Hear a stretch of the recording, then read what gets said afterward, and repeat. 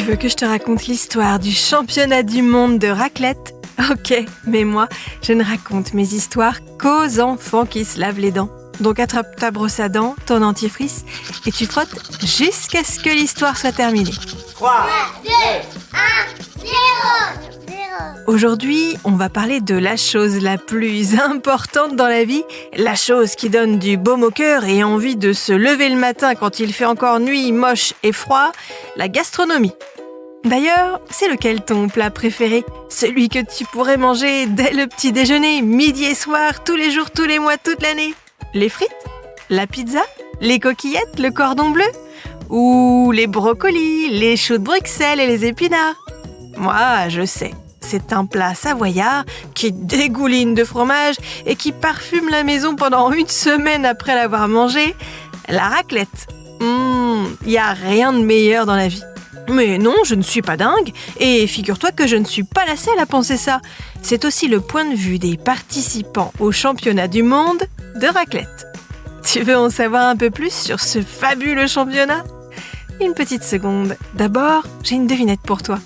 Est-ce que tu sais pourquoi les carnivores, les animaux qui mangent de la viande, ont des incisives et des canines tranchantes, alors que les herbivores, ceux qui se nourrissent de plantes, ont des canines plates et des incisives courtes ?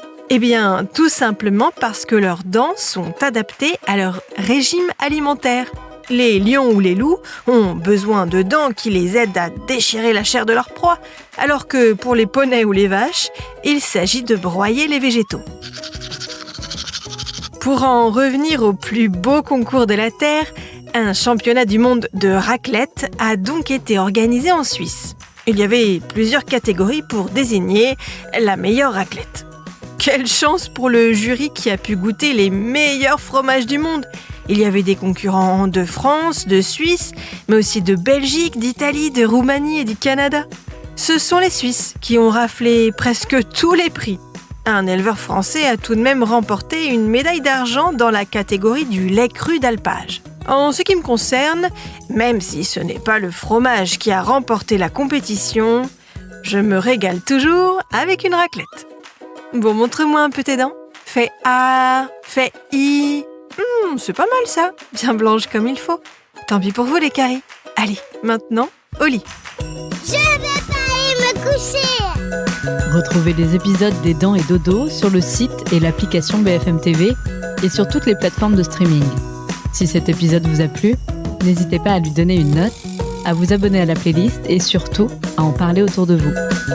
C'est un podcast BFM TV.